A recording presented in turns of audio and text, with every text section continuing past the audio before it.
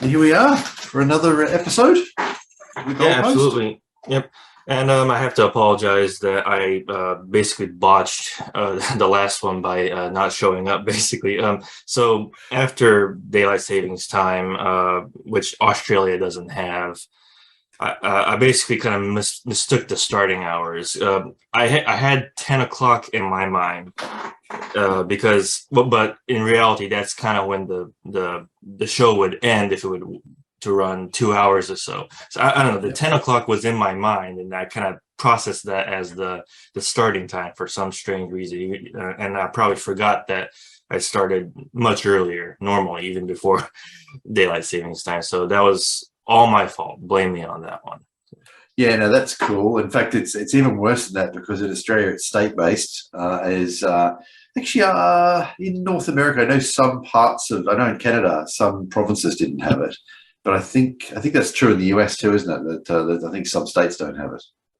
Well, I'm not very sure about that one. I think some don't really change. I'm not really the authority on that one. But here, it's only some of the states, and so I think probably in future we should standardize on UTC or something like that. So yeah, right. It might have been Arizona. I think Arizona is the one I remember because I think Chris Voddie's from there, and he was kind of bragging one day that we don't have that. Yeah. Yes, in all seriousness, one of the reasons they raise here is it actually confuses the cows, and it seems funny, but it's actually true. The cows get used to milking time and so forth, and as the time suddenly changes, it completely messes them up. And then 6 months later it changes again, and they get all messed up again. So that's actually one of the arguments in favor of not doing it here. Yeah, it's a complete waste of time. Yeah. I'd be quite happy if they shifted permanently to daylight saving, which the UK considered doing a few years ago, and I think they've not proceeded with it. Well, I know they haven't proceeded up to this point, but I think they may have cancelled the plans. I thought that was a really good idea because you get the benefits of daylight saving, but you don't have the brokenness of changing your time every 6 months. So yeah. Anyway, there it is. Yes, maybe one day they'll do it. Okay. Yeah. Well, I think we have a list of stuff to talk about since we've racked up like 3 weeks. Exactly, that's right. Yes. So Brittany Higgins and Bruce Lerman is something we've talked about before. That's been a trial that's been going on in Australia. So Brittany Higgins alleges that she was raped by Bruce Lerman in Parliament House. The matter went to trial, and the trial, it looked like it was going to be a hung jury. Really was. Even the media was talking about that being a likely outcome. A hung jury being where the jury can't come to a decision. They're given multiple opportunities to go back and look at it. They still can't. Basically, the trial is declared a hung jury, and the entire process can start all over again. So that's what it looked like was going to happen. Then one of the jurors brought material into the jury room, which was prohibited, and left it there. And one of the cleaners found it, or one of the security guards cleaning up, and took it to the judge. And it was declared a mistrial. And then the prosecution announced they were going to proceed to another trial in February 2023. And then last week, it was only about a week ago now, the prosecutor has come out and said that they are not proceeding with another trial of Bruce Lerman, that they're putting the matter to rest, and they're doing it for Brittany Higgins' mental health, has been their argument. Which is an interesting thing, isn't it, to put out there. Now, a few things have come out too, a few additional things. Brittany Higgins was absent for about half of the trial. The trial actually went for about 10 days, and she was giving evidence, and suddenly they announced she wouldn't be in court for a few days. And it's now come out that she was actually found wandering the streets by police at one point and was then taken to a mental health facility. Apparently, she's back in a mental health facility at the moment. And so basically that's the position they've taken. Now, somebody has leaked some information. I'm not quite sure where that's come from. I imagine the state will probably be looking at some sort of investigation into this. But one of the things that's come out is that the Australian Federal Police, who were investigating, have said they didn't think there was enough evidence to even take the matter to trial. Wow. So yeah. So I said from really early on that unless the state had some sort of damning secret evidence that it really seemed difficult to understand how they could even proceed to trial. And now we know that the federal police have said, no, actually, we don't think there's enough evidence to go to trial. Yeah, I was kind of thinking right as you were kind of talking about the details as to why they're not even going to bother going back on trial. We care about the mental health of the false accuser more than the falsely accused. It seems like that's the narrative behind these sort of things. It does. It opens up an interesting possibility that this was an opportunity for them to basically exit the entire process. I mean, and I've said from the beginning, we don't know what happened. Okay, what I will say is that it seemed very clear that there wasn't enough evidence because of the long delays involved and the lack of physical evidence and all the rest of it. Now, of course, it's come out that even the federal police said they didn't think there was enough evidence. But yes, this one possible interpretation is that it gives them a way to graciously exit the process with a reasonable excuse. Now, I think that we should really look at the actions of the prosecution here, what we call the Director of Public Prosecutions here. It's a bit like the DA in the US. It's ultimately the person who's responsible for these sort of prosecutions. And I really think that they need to look hard at why the decision to go to trial was made. The whole thing seems to have been very political to me. Yeah, that sounds like the case. Yeah. So it appears at this stage that that's the case. So as I understand it, in a case like this, and now my Latin's probably terrible, but there's a Latin term, nolo prosequi, which basically means that they're putting it to rest and they're not prosecuting. I remember from my own training in the police that it was pointed out that a matter that was left in this state could theoretically be brought back later, a year from now, a decade from now, right? Although I think that's unlikely in this case. But his lawyers, Bruce Lerman's lawyers, can go to the court now and ask for a permanent stay, which basically the court would then rule, that's it. It can never be brought again. Permanent stays are pretty rare, but a number of lawyers getting them is pretty rare. But a number of lawyers have said in Australia that in this case, they think that he's probably got a pretty good chance because of how political it was and what the media circus it was, and now the case has collapsed. A number of solicitors have said that they think that it's likely that he probably can get a permanent stay. And that would be it. It'd be over. And Bruce Lerman has engaged another lawyer for the civil matters and is now considering defamation against at least 2 TV stations and 1 TV personality. Yeah. So it'll be interesting to see them. So this isn't over in that sense. Both Brittany Higgins and Bruce Lerman are actually pursuing these sort of avenues. Brittany Higgins is looking at something like, I've heard figures like between $1 and $3 million that she's looking at getting. But Bruce Lerman, as I said, is looking to sue for defamation because he's currently unemployed. He had a $200,000 a year job before this, and that's a very, very high paying job. That's 3 times the national average. Yeah. And now he's unemployed. So I see. Yes. Right. Does he have any chance for recourse at all in Australia? It seems to be, I think, well, a number of sources seem to be suggesting that, he does have a pretty good case for defamation. So apparently the solicitor, the barrister he's engaged is a pretty high profile and specialist in these sort of defamation cases. So I think they seem to think he's got a pretty good case. Gotcha. Yeah. Well, getting a lot of names confused because we're talking about Brittany Higgins now. Now there's a Brittany Greiner or whatever we have to talk about. Now, yes. I'm ashamed to admit it, but I'm not really brushed up on the subject. Can you tell me what went on here? Yeah, sure. No worries. So one of the things we, of course, get is there's so much going on with with the areas that we look at, and we can't always keep up with every particular thing. I did the same thing. I don't keep up with every particular case. In some cases, I rely on other people at A Voice for Men, such as yourself or someone else, to brief me on them. So I didn't keep up with this case for a while, but I have more recently. So Brittany Greiner, is that? I wasn't sure of the exact pronunciation, actually. I'm not sure either. So yeah. I'm just kind of going by conjecture, I guess. So we'll go with Greiner. So Brittany Greiner is a US citizen who's been who we could say is a bit woke and has been pretty critical of the US government and saying some derogatory things about the United States and so forth. And she went to Russia and she had a small quantity of a substance on her that tested positive for THC, and she was arrested in Russia. Now, she was ended up being given 9 years. So, and it does seem that there's a political aspect to this with everything going on at the moment.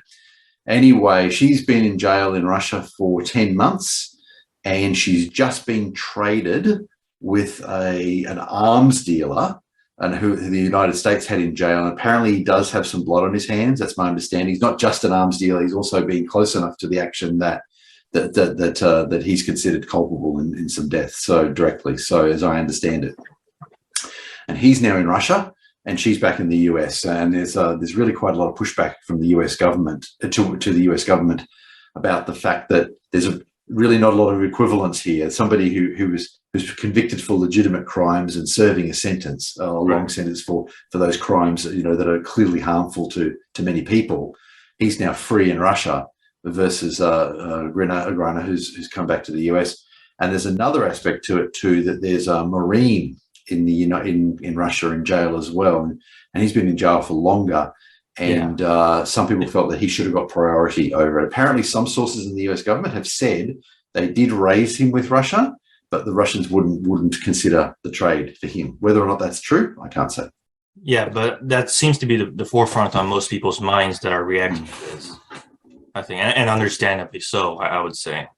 Exactly, that's right. So yeah, I mean, if you think back to various other trades, like for example during the Vietnam War and so forth, when there'd be trades, it was first in, first out. So the people who were captured earlier would be the ones at the top of the list then to get released. So, and one might think that would be a reasonable way to do it in a case like this too, where this gentleman had been in Russia for longer, and therefore he would have priority.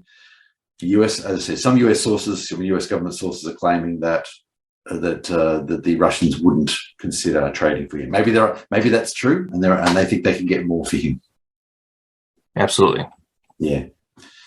I mean, go on. No. And there are also there's a lot of spin nowadays. They're kind of focusing on the fact that this is actually a trans woman. I think it is. I don't know. I think that's something I've been seeing on Twitter. So there's a lot of kind of focus being kind of drawn towards that from the conservative side as well.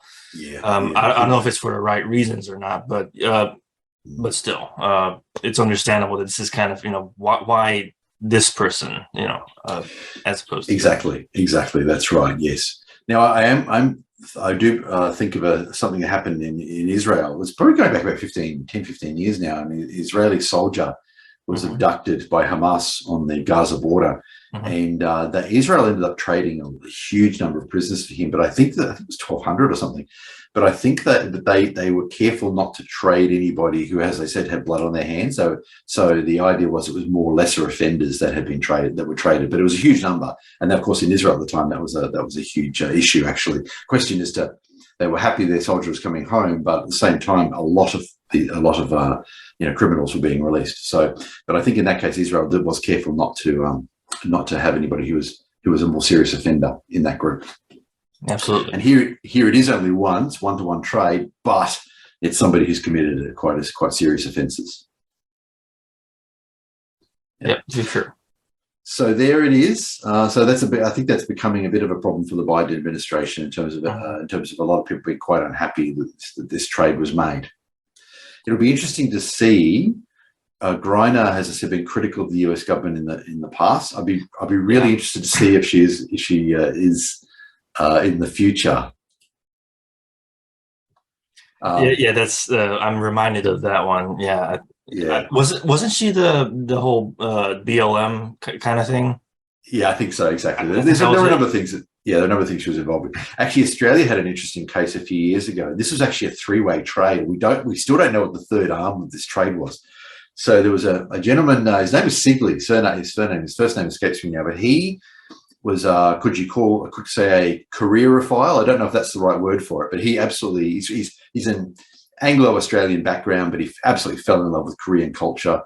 Decided, for reasons best known to himself, to study in North Korea rather than South Korea, as many others would have chosen to do. So he was actually studying Korean literature in North Korea, the DPRK, and he's fallen. He was in there for quite a while. He was running some sort of side business where, with the government's approval, where he would have run tours into North Korea, because there are a number of companies with the North Korean government's approval that are now running these sort of tours for Westerners into, or for foreigners into the DPRK. Well, something's happened, and he's fallen afoul of the North Korean authorities in some manner, and he's been arrested in North Korea, and he's just kind of disappeared. So Australia has made inquiries about what's happening with him, and I think they must have got some information he was in the custody of the government. Sweden has very good relations with North Korea, and so Australia has requested the Swedish intervention. The Swedish diplomat went to North Korea and secured his release. Now he's been returned to Australia. There's some sort of agreement. I think where this is relevant. There's some sort of agreement where he doesn't talk to the media at all about what happened. Okay, so that's part of the agreement. And I think the idea is if he did, it would mess it up the next time they might have to do something like this. So the next person would lose out. So he's been really good with that. It's been a couple of years, and he hasn't said a word to the media. He's just disappeared into the Australian community. Probably just very helpful, thankful that he's been removed, that he's been saved. Perhaps he's planning. I don't know if he's studying Korean literature in South Korea or Australia now. I don't know, but anyway. But right. There was some sort of agreement. I was going to say there's some sort of agreement where some Iranians that were being held in North Korea were traded back to. I won't say, but there was some sort of three-way agreement that happened, and they ended up as part of this trade. Anyway, it's interesting. I'll have to refresh my memory on the details actually. Exactly about that. Yeah. Well, the cultures between North and South Korea are so sufficiently different that when you think of Koreanophile, you'd think of South almost exclusively. It's because the state of mind and the way things are done are completely different, you know? Well, exactly. That's right. If I understand it, it was ancient Korean literature he was studying, which I suppose both countries may have, but they apparently got some sort of commission in the Koreas where they try to keep the language together. But apparently they're having real problems with it, and I think that probably because the ideology of the North would be influencing the language. It is my understanding that there's some subtle differences in I don't want to say dialect, just the way some things are said. Some words might be different. Someone can correct me if they want, but yeah, there's some subtle distinctions in the language, to be sure. And it's as you say, it's probably reflective of that state mentality, I suppose. Exactly, that's right. Yeah, the Juche, which I think is how it's pronounced, the North Korean version of communism, which is about self-reliance. Is it Juche or is it Juche? Juche, maybe you're right. You might be right. I'm sorry. Right, yes, right. I think you may be right. Yes, yes. Right. It's the phenomenon is called autarky. I think it's called basically this idea that you can thrive in isolation, and you can do just fine without any kind of outside influence. Now, of course, this is a fake idea, right? This is not something that you can just do and get away with and prosper just fine. You need trade, right? But and I think the proof is in the state of North Korea, which is continuously reliant on outside assistance and so forth. Exactly.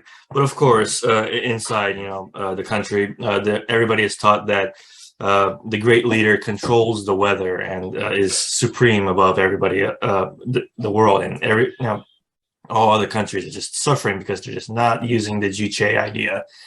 And that supernatural aspect of it I find really interesting, because communism, of course, is supposed to be atheistic in nature. So the fact that they tie in this supernatural aspect is quite interesting. Make no mistake, communism is just as mystical as the most supernatural minded of religious thought. Let's just say that. Yes. And when I know when one of the leaders was born, there was a Kim Il Sung. I think Kim Il Sung is the first one. So it was Kim Jong Il. When Kim Jong Il was born, and he was supposed to be born on the mountain, which is holy in Korea. Something was supposed to have happened with the weather right at the moment that he was born, apparently. So Yes. Right. Yeah. Color be suspicious whether that really happened or not. Exactly. Right. Yeah, but it is my understanding. Hope nobody gets in trouble for saying this over there, but they're most of them I think are kind of wisening up. I think, or have been wise to it. They just kind of stay quiet because they don't want to get in trouble. Well, it's the same problem that's right in other dictatorial governments as well, where people are aware of these problems, but they have to be very careful of what they say, or themselves and their cousins and more of their family will be arrested and taken off. I mean, we saw that in Nazi Germany and lots of other regimes too, where people were saying these things, but they had to be very, very careful. Yeah, right. Yeah, and definitely in the Soviet Union too. Yes, absolutely. That's right. Right. Yes. Yeah, well, speaking of free expression, I've got something to talk about. Well, recently, I don't know if trending is the right word, but some buzz in our side of Twitter has Jordan Peterson complaining about anonymity. Oh, yes. So go. I don't know a huge amount about what's going on, so please do tell me. Well, I think I think this was supposed to be in response to the fact that Peterson on his YouTube channel, I believe, had Benjamin Netanyahu. Is that how you pronounce it? Netanyahu? Netanyahu, sorry. Yep. Yeah, right. The Israeli on his. So Israel's been changing prime minister so often lately. I'm losing track. I think he's prime minister again. Yeah. Yeah, I think he is too. Yeah, but he had him on his channel, and I think that was he was reacting to negative comments about that, right? Oh, okay. Go on. Right. Yeah. And I think, sorry, throat's clogging up. No, that's all right. In like the most inopportune of times, but basically he's kind of started to pathologize anonymity in general in response to those commenters, and calling them narcissistic and psychopathic, basically. Because they were commenting anonymously and criticizing Netanyahu or something like that? Okay, right. Right, yeah. Right. His exact tweet says, the issue that those touting the advantages of the anonymity. Now, this is where he's trying to respond blanket to everybody saying that, well, anonymity is also a good thing. In fact, there's more good than there are problems. And he's saying the advantages of anonymity won't face is that an emerging scientific literature indicates that a very large proportion of such posters are characterized by the presence of psychopathic and narcissistic traits. He's saying narcissists operate anonymously. Wouldn't that be the opposite of narcissism? Well, yeah, that's absolutely a good point. Yeah, right. But he's saying that anonymity. If you're making posts like that, posts he doesn't like, I suppose. He thinks he's going against trolls, but everyone's a troll if you don't agree with him. Yeah. And I've heard the term misused even in recent times. Exactly. Yeah, it's right. Widely misused, but that's a subject for another time. But exactly. Yes. Yeah, I mean, lots of people have been kind of pointing out that this is not a good take. YouTube personality Styx Hexenhammer, he's been kind of critical of that one. And Paul Elam's noticed it too, pathologizing the people who disagree with Peterson. That's what Paul said. He's absolutely right, of course. And I've got something else to add to this one. So in our day-to-day life, we're basically anonymous, actually, by virtue of the fact that we're not forced to volunteer all information about us if we're out in public. When we talk to someone, we might exchange an opinion or so. We don't know their name unless we already know them anyway. Yes, I do. So you're saying if you talk to a stranger in the street and happen to start chatting to them, yes, you can release information or not as you choose. Yeah. Exactly. So it's not an internet exclusive phenomenon. That's a good point, actually. Right. Yeah. I mean, Peterson appears to be making this point as if this was only an internet phenomenon. Yeah, that's a good point. I have to tell you something along those lines, actually. So I'm I'm probably a bit of a city guy, really. I grew up in the suburbs and I've spent time in the city and so forth. And I personally feel more. Some people complain about the anonymity of cities. I actually find it comforting. So if I've heard a lot of people say if they grow up in a small town, you know, everybody knows your business. And my limited experience with small towns tends to suggest that's true, right? Mm-hmm. I quite like. Often I'm walking down the street in the city, and I like the fact that nobody knows who I am. Exactly. This is a feature for me, not a bug. Right, especially considering who you are. Yeah. Mm-hmm. But I think it's quite a nice feature of cities, actually, that you can. In fact, one of the things about cities, of course, is that there are such a wide variety of people available that you can, and we see this with the internet too. You can find people who have the same interests as yourself. There's enough there's economies of scale, and whether it's, you know, medieval recreationism or whatever it happens to be, you can find people and then that goes along with this idea as well. You can sort of you can choose who you're going to be your friends, just like you can online, and who you're going to hang out with. Exactly. And that goes along with that anonymity as well. It's part of that flexibility. Yep. And one other person pointed out to me that there's a good point. It's not really anonymity, it's pseudonymity in the internet a lot of the time. Because, you know, and here's an analog I want to bring up. It's like, so the other day I was in my local game store and we were playing Magic, the Commander format, right? And, you know, I'm still, you know, since moving back to Florida, I still don't know the names of everybody, right? I still don't know most people personally, right?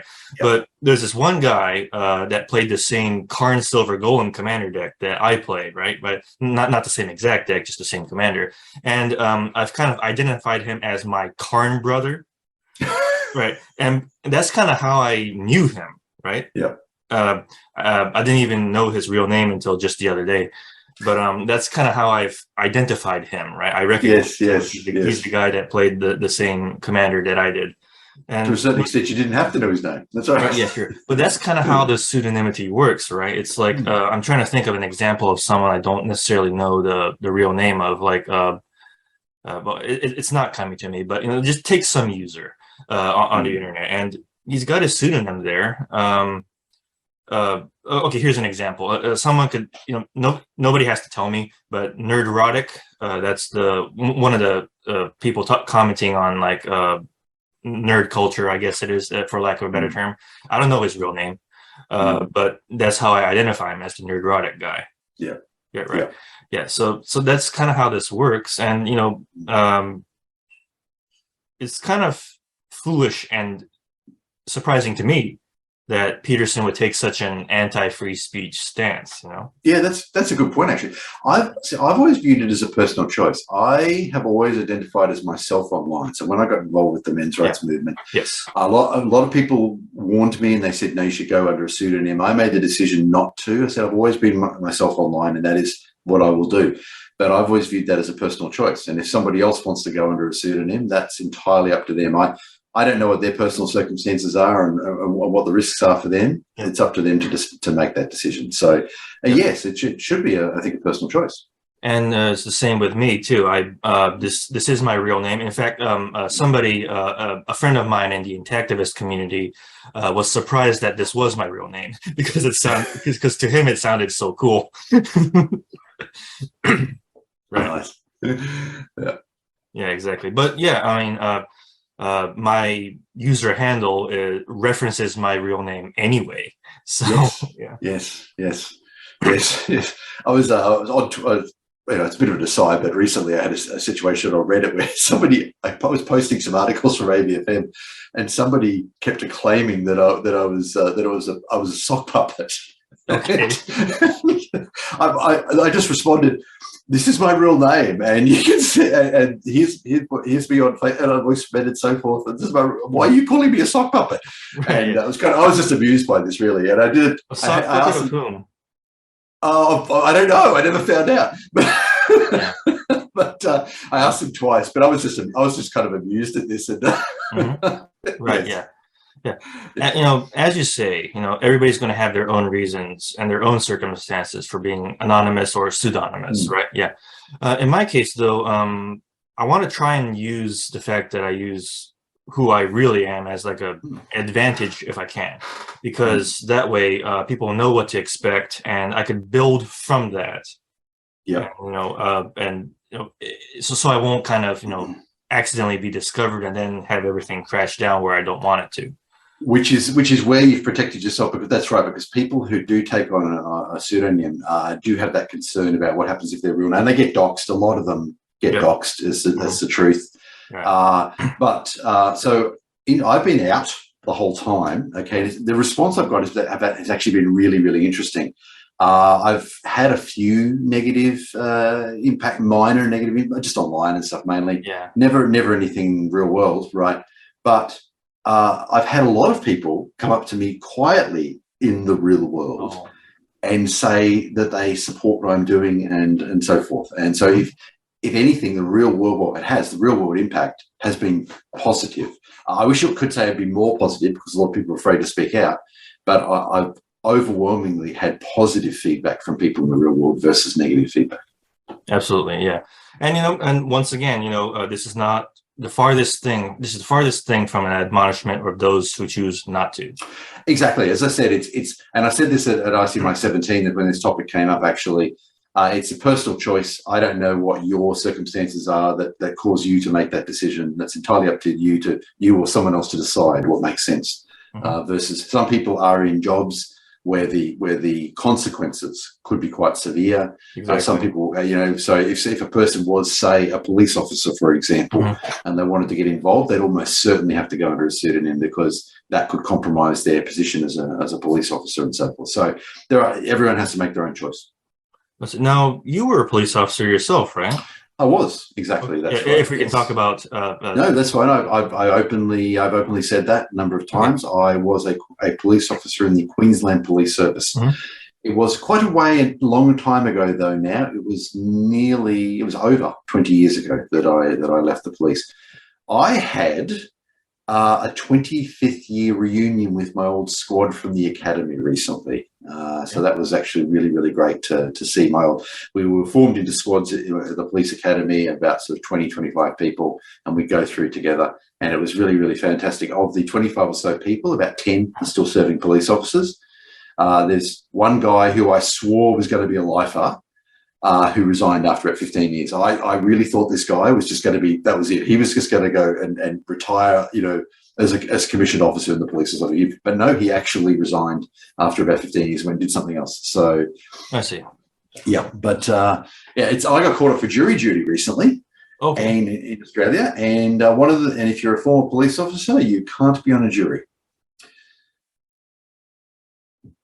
Really? Really, if you have any sort of, I think that's generally true everywhere. So if you have any sort of connection to the judicial system at all, including in Australia, having been a police officer, they won't allow you on a jury. So when I got my jury notice recently, I just popped my little scan of my appointment as a police officer and sent it off, and that was the end of that. Oh, okay. So they didn't. They don't want. Okay. No. They don't want me on jury duty. Yeah. No, they don't want. They don't because in the jury. So the idea is judges in the higher courts. Judges rule on matters of law, and juries rule on matters of fact. In the lower courts, a magistrate can do both. But the idea, they don't want the jury to know about the law. So they don't want anybody who's got a bag. They don't. So lawyers, judges, police or former police. No, they don't want them in there. So. Gotcha. Yeah, I don't know how similar things are with the U.S. and Australia or anything like that, but it's pretty funny to think about it. I've known some people who have been called to jury duty multiple times, and I still haven't.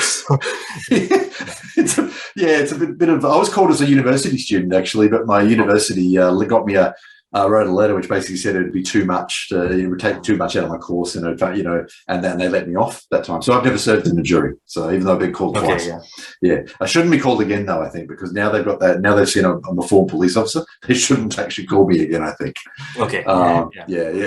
Anyway, it's an interesting thing. I understand the obligation and so forth, but at the same time, I'm not always happy with the results we see with juries, where people sometimes, people can bring their own ideologies in. I think in some cases, perhaps the judges, in my view, might be better to make these decisions. Absolutely, yeah. Now, did you get involved in men's issues after the police force or during? I did quite a way after, but I had the same. I was always concerned about these things, and I did see firsthand some problems. I had a male victim of domestic violence come to me once, and I was only a junior officer. I was only in a few years, and I got absolutely stonewalled by all my attempts to provide assistance to this man. Just absolutely stonewalled. Nobody was interested. And unfortunately, I was too junior to be able to do much about it on my own. Right. Yeah. I really needed assistance from senior police, and they just weren't interested at all. It was an eye opener for me, actually, seeing that, and a few other things I saw as well.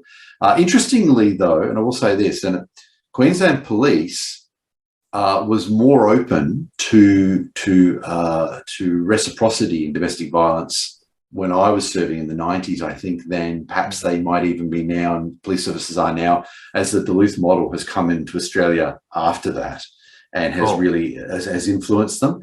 There was definitely a bias in there, of course, but at the same time, they warned us. We were trained to watch both partners in the situation and not to turn your back on either of them. Right. Because of the risks that either could become violent towards you or the other partner and so forth. So there was that recognition there. And I wonder what the training is like now in comparison, or whether, because actually here in Queensland, there's just been a review where they're saying that Queensland police are being too hard on the women, actually, is what they're saying in domestic violence situations. And they're now wanting to push the training to be more gendered, actually. So this has just come out. There's just been an inquiry here, and they've said this. They said that there's a lot of misogyny in the service and so forth. Yes, it's the usual story. So I suspect the training will be pushing that position a bit harder, actually, in the future, unfortunately. That's sad. Right, but not unexpected. Considering exactly how gynocentrism it's nowhere close to being solved.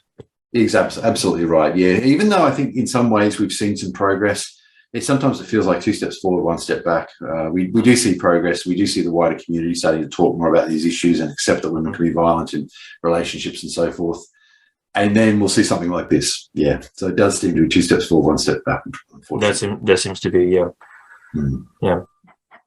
2 steps back, steps, a step back in a different direction, and now the steps become somewhere else. It's really complicated.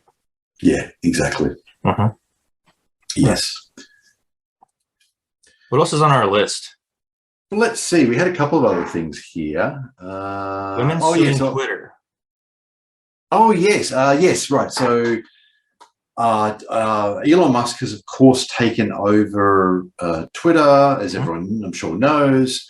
There's been a lot of firings and so forth, and women have been disproportionately impacted by this, and they're now apparently suing as a group. This is the report that a large number of women are now suing Twitter and possibly Elon Musk himself for some sort of gender discrimination there. Right. My suspicion is that Elon is probably pretty savvy, and he's been able to. I suspect he'll be able to defend the decisions of the company quite effectively. My understanding is that in terms of developers, for example, they've done an analysis of activity in things like Git repos where people are committing code and tickets that have been closed and so forth. So I think there's some quantitative analysis that's going on, and they've made the decisions based on that, which means they'll probably be able to defend them pretty easily. But I don't know what your thoughts on that are. Only that it's just as well. It's fine with me that they're fired, considering the kind of garbage they were doing on this site. Seems there was really a lot of people in Twitter. I know personally, I don't agree with everything Elon Musk says or does, along with Jordan Peterson or a lot of other people.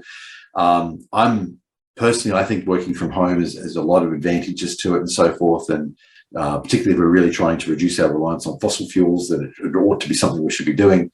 And he's forcing everyone back into the office, and I'm not so sure that's going to give him the result he wants. But at the same time, it does seem like there were a lot of people who were kicking back and putting their heels up at Twitter. That's the impression that it seems to have come out of it. Well, yeah, letting shady content kind of run rampant while suppressing anything that's actually kind of truthful. where their Yes. priorities are. So Yes, and that's been a problem too, and that's a problem, of course, in ABC, which of course is the company now that runs Google, since they changed their name. And that's a problem in a number of places. Facebook, Meta is the company that runs Facebook now. They've all done this thing where they started out with the main app being the name of the company, and they're now going to change the name of the company. I see. So Meta runs Facebook. Alphabet. My mistake. Alphabet runs Google. Mm-hmm. Yeah. And so I actually think the name Alphabet, which is the company that runs Google, I think is actually related to the LGBTIQ plus, as in a reference to Alphabet there. I actually think that's the reason why. It's called Alphabet. Yeah, I haven't even heard of the whole Alphabet being the parent company of Google. It was I believe it was just a name change, because it was previously called Google Inc. or whatever, and then they've changed it. I don't know what Inc., but they've changed the name. And so the same thing, Facebook changed theirs to Meta. Twitter obviously hasn't, so it was privately owned. Right. Yeah. Yeah. So anyway, so that's there is a lot of wokeness going on in the big tech, unfortunately. Mm-hmm, exactly. I want to have a comment now that we mentioned about the subject of working from home. Aside from your points, I mean, it's just economical sometimes to just kind of be able to work from home when you can, right? Yeah. Right. So sometimes, maybe there are some times that going into the office might serve some kind of use. But aside from that, we can manage, if we're in that line of work, we can manage it from home for the most part. And absolutely. Right. And especially, it's funny because, Elon Musk supposedly is conscious and for, parental involvement in children. He kind of cites himself as an example, I suppose. Something like that. I've heard something like that. But that's going to facilitate. Working from home is going to facilitate that kind of familial closeness a little bit more. Absolutely. Right. And it'll be much more conducive.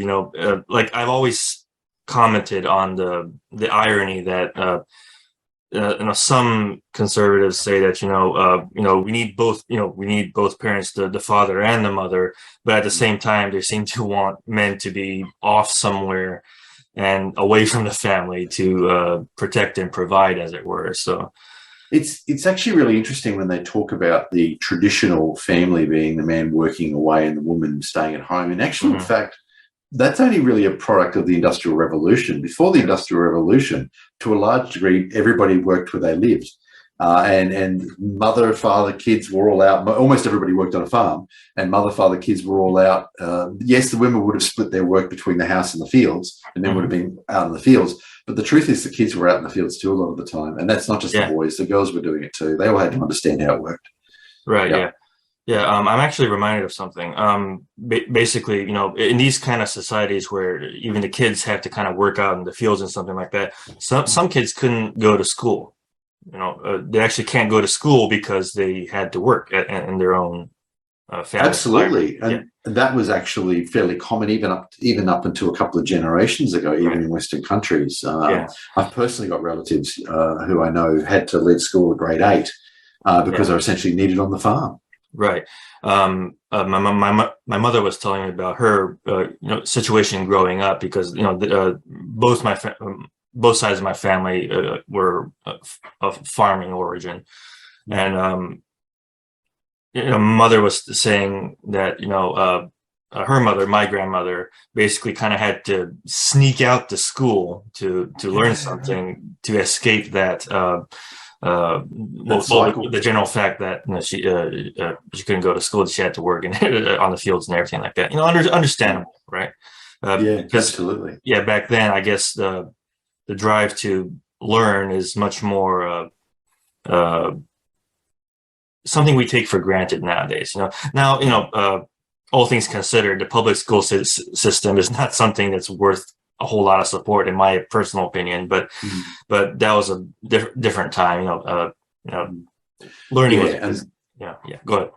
And I was going to say the kids would generally go to primary school and learn sort of become literate and learn some basic arithmetic, so they're not getting ripped off when they're getting paid and so forth. But beyond that, yeah, well, they after somewhere around there, 12, 13, they were pretty much expected to finish their schooling and get to work. And like I say, often on the farms. This was only a couple of generations ago in Western countries. This sort of thing was going on. Yeah. Right.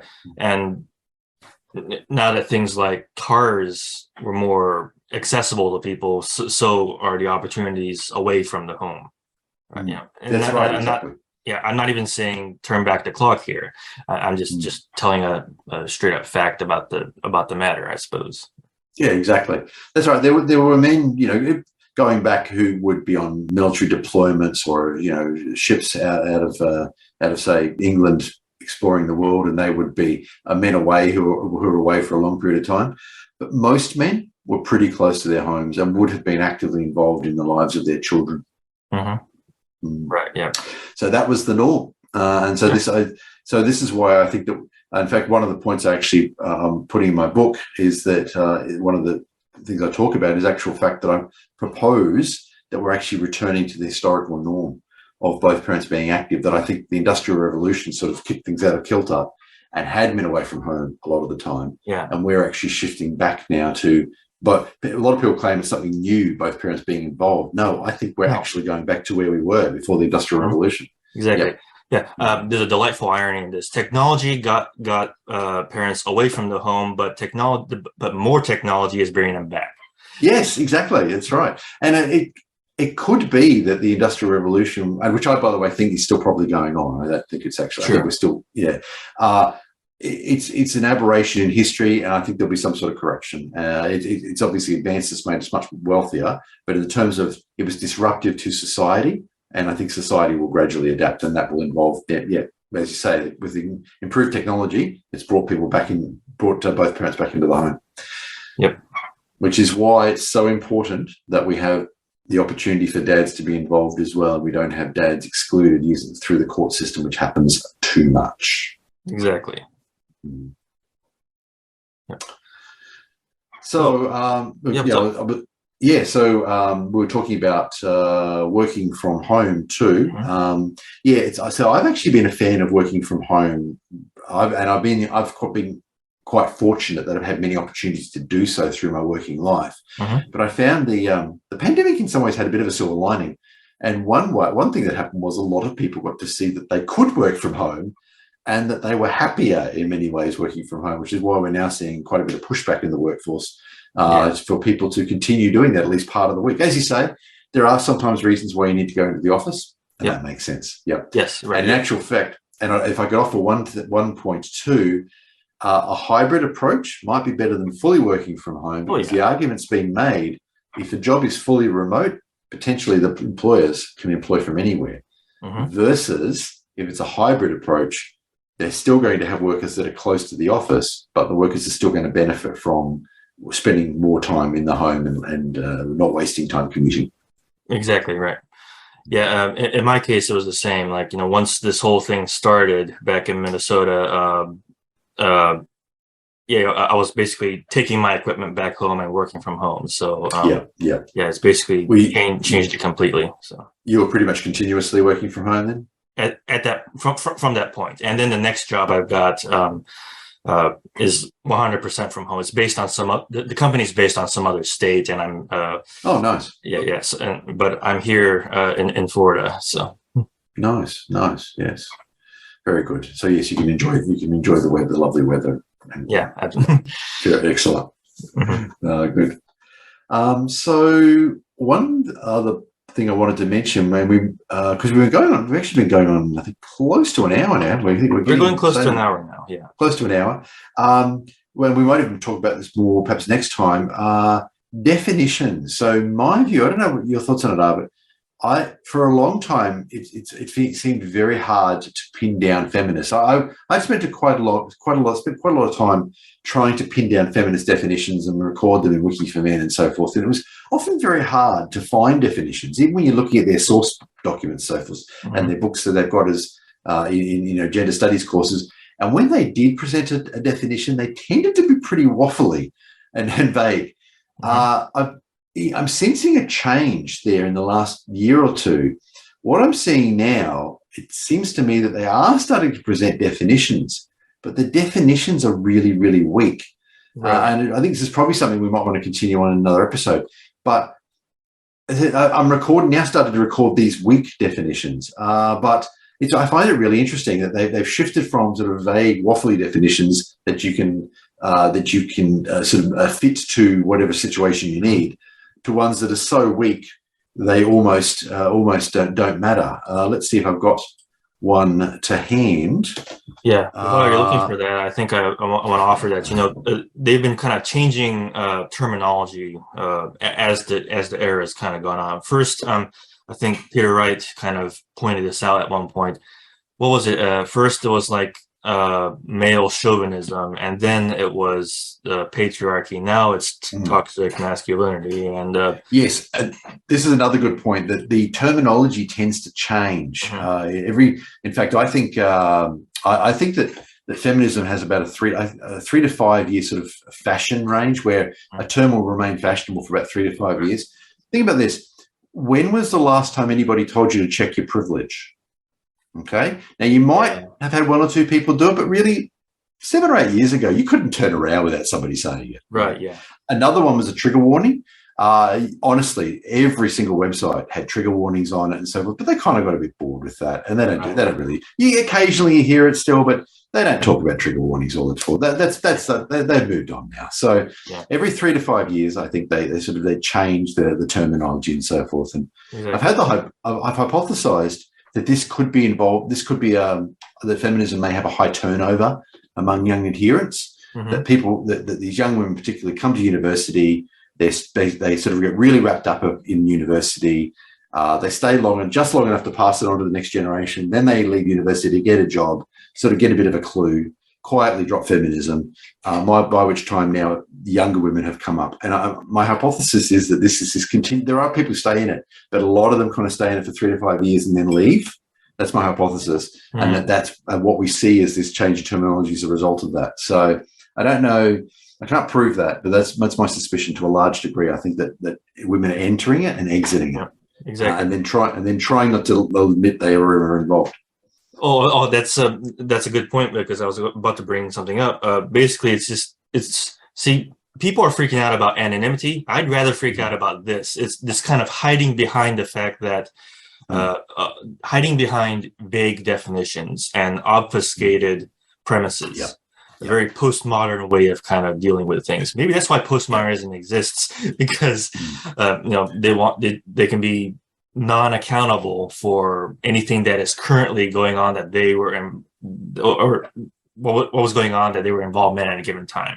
Basically. Yeah, that's a good point, and it's absolutely tied up with feminism. And I suspect a lot of people don't realize this. Postmodernism really grew up with feminism, and occasionally I hear people say, "Oh, but there are so many different sorts of feminism," and my response is always the same: on paper, yes; in practice, intersectional feminism has been dominant for 20 to 30 years. Exactly. So intersectional feminism is really the dominant form, right? And everything else is just academic waffle. So and then so postmodernism is absolutely tied up with feminism and so forth. These things often exist on a continuum. Not every feminist is into postmodernism, not every postmodernist is a feminist, but there's a significant overlap. Absolutely. Now, you were looking at something, trying to find so just one example. I distracted you, I'm sorry.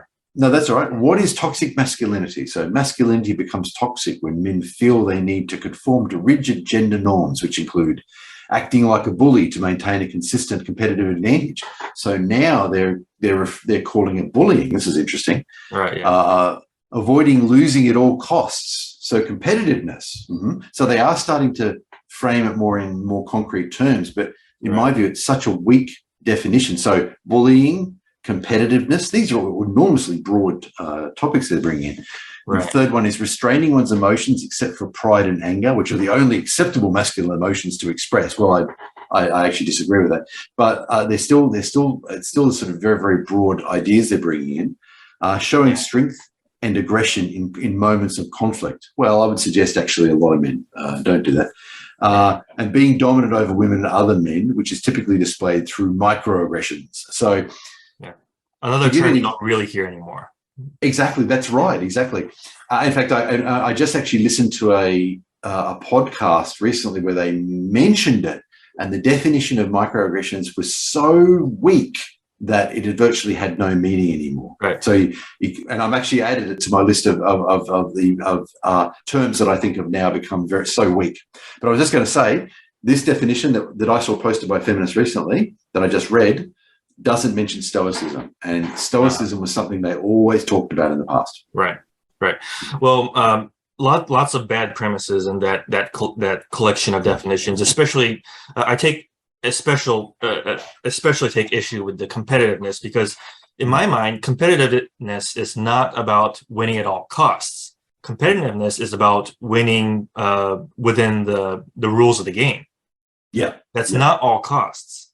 You know, all costs would be like cheating and like gaming the system or something like that. Yeah, and I think the majority of men will try to act within the rules. I think that tends to be a very masculine thing to do. So if there are a set of rules, they will try to do their best within the constraints of those rules. And there's absolutely nothing wrong with trying to do your best within those constraints. Yeah, and my first ICMI speech was about competitiveness. Go watch that. I think it's a pretty good way to describe it, if I do say so myself. Absolutely. In fact, let's get it reposted on ADFM, so that'll give people an opportunity to look at that. Yeah. Right. Yeah. Oh, before anyone mentions that, I mispronounced MGTOW terribly, and I shouldn't have. I freely admit my mistake. So how are you pronouncing it? Sorry. MGTOW. It's so. Oh, right. It's worse than MAGTOW. Oh, you mean in the speech she did it? All right, no worries at all. Yeah, yes, cool. I don't know. I don't know why I did that. I knew how it was pronounced. That's cool. Yeah, I think I know. Now you mentioned, I did remember that, but I had forgot that actually. So on the pronunciation of MGTOW. So MGTOW is the standard pronunciation, of course. Mm-hmm. You will hear some Australians say MGTOW. Actually, I think it's fallen out of use now, but for a long time you did see some Australians say MGTOW. But yeah, MGTOW is the, I think, internationally agreed pronunciation. Yeah. So. Mm-hmm. Right. Yeah. So anyway, I think we've probably talked about definitions more. I suspect we've probably covered quite a lot there. Yeah, to be sure. Yeah. I'll be able to talk about them more next time, I suspect. But yeah, why don't we do that? Why don't we talk more about the definitions? Things I might see if I can dig up that definition of microaggressions as well. And because, as I said, patriarchy, microaggressions, toxic masculinity have all now got such weak definitions. Oh, the definitions I've been hearing for patriarchy have been absolutely fabulous lately. Well, they're taking something very small and insignificant and trying to turn it into a crime. That's kind of the almost magazine print like inventions of these kind of new terminologies, just so they have somebody can have something to lord over someone. Basically, yeah, that's just it. I think that's what it is. Exactly, that's right. Well, I think probably we could finish up. Yeah, to be sure. I think that was a good full hour, I think. Absolutely. No slowing down, nothing. It was a good episode. Exactly. Yes, 2 weeks' time, and we might have some more people in for our discussion next time. Yeah, we'll definitely try this time. Yeah, exactly. That's right. Thanks, Vernon. Yep. Talk to you soon. Yep. See you. Bye-bye. Bye-bye. Bye.